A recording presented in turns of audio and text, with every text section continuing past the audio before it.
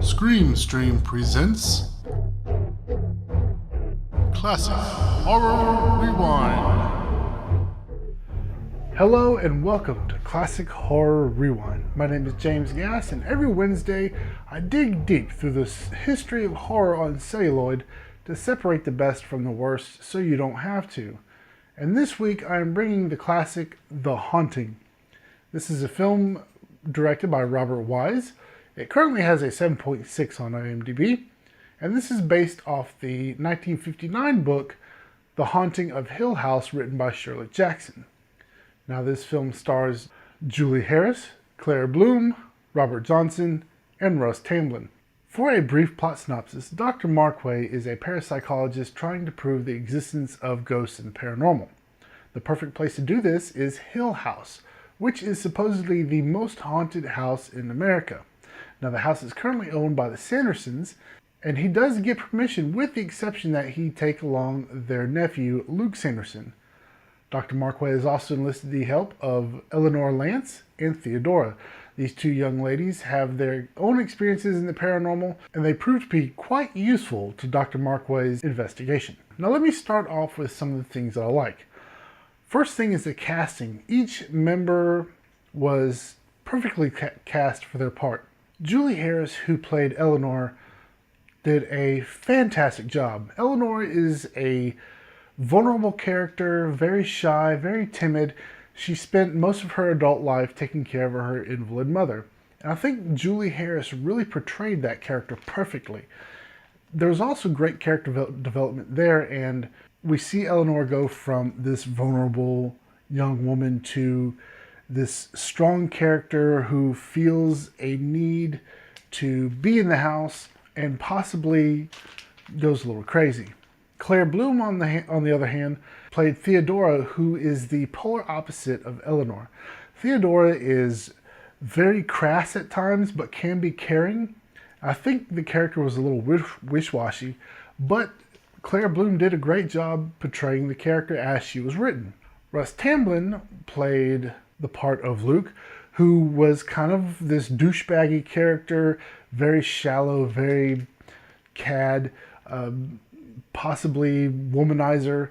And Richard Johnson plays Dr. Markway, who was this very, I don't know if I want to say eloquent, but he was very refined. He's a very refined gentleman, very well spoken, is kind of an indirect love interest in the film. I think he did a great job playing this part. I also enjoyed the story. Now, I'm not going to mention the remake because the remake was absolutely horrible, but the story was, I wouldn't say it was an original concept. I mean, you have a group of people investigating a haunted house, but the way they told the story was quite interesting. I think there was a nice twist with Eleanor's character, and the unseen character of Mr. Crane, who originally built the house, turned out to be this pretty not nice person. So the way they told the story was nice. I liked it. I liked the character development and the way we see characters shift from acting one way to another. For example, we see Eleanor go from this shy, timid victim to a very strong one. I also like the way the haunting itself was presented. We didn't have to see a lot of cheesy effects. Back in the 50s and the 60s, they used plastic skeletons to represent ghosts, and sometimes they try to do weird camera tricks that just look terrible. Here we have all practical effects and all sort of audio cues. For example, banging on the door, laughing.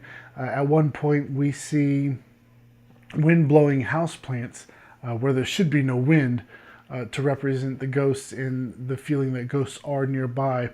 I thought that was extremely well done.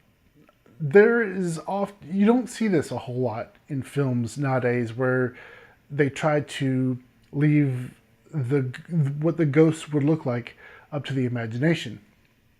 Now we have horrible CGI and terrible visual effects, whereas this was completely practical and left everything up to your imagination. I thought that was great.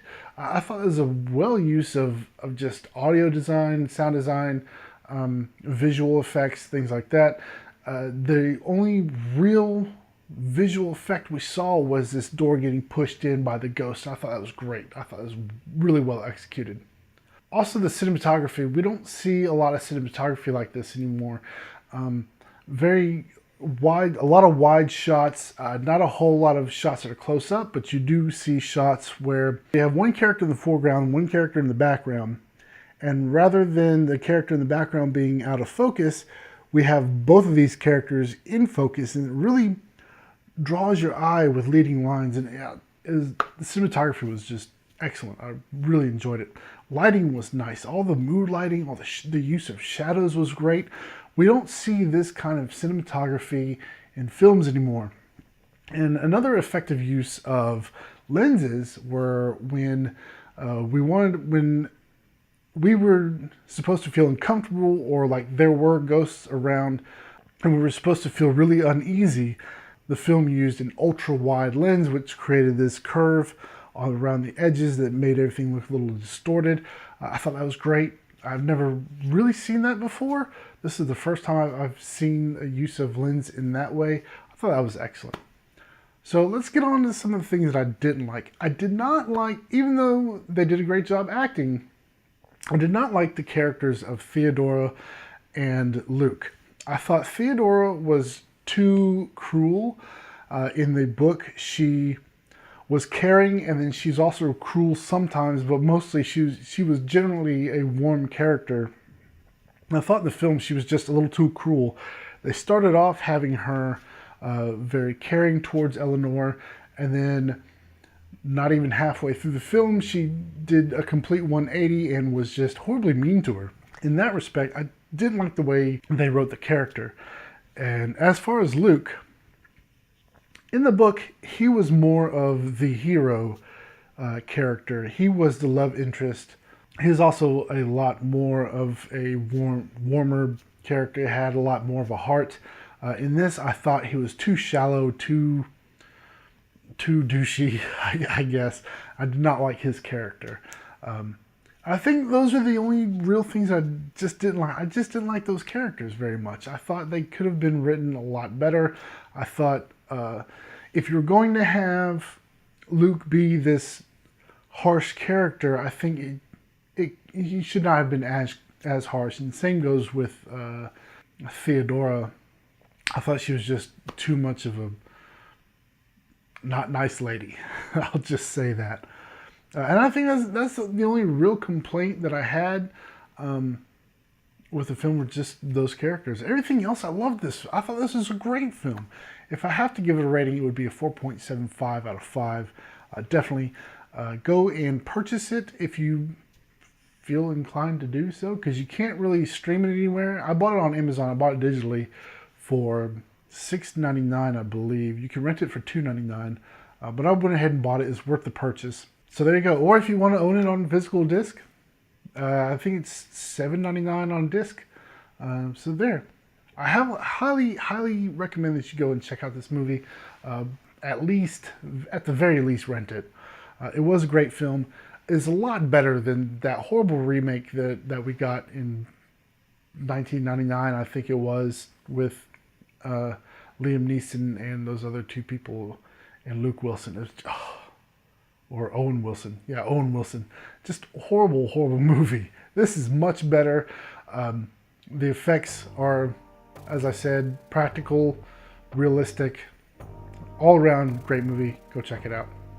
Now next week I will be reviewing Black Sunday from Mario Bava, and you can watch that right now on Shudder. And if you don't have Shudder, please go check it out. It is a great service, strictly horror, online streaming horror for $4.99 a month. This is not a paid advertisement. I just happen to like the service and I use it myself. So please go check out Shudder, and you can watch Black Sunday right now. And we will talk about that one next Wednesday. Until then, I'm James Gass saying, if it was real, the cameraman would be dead too. Good night.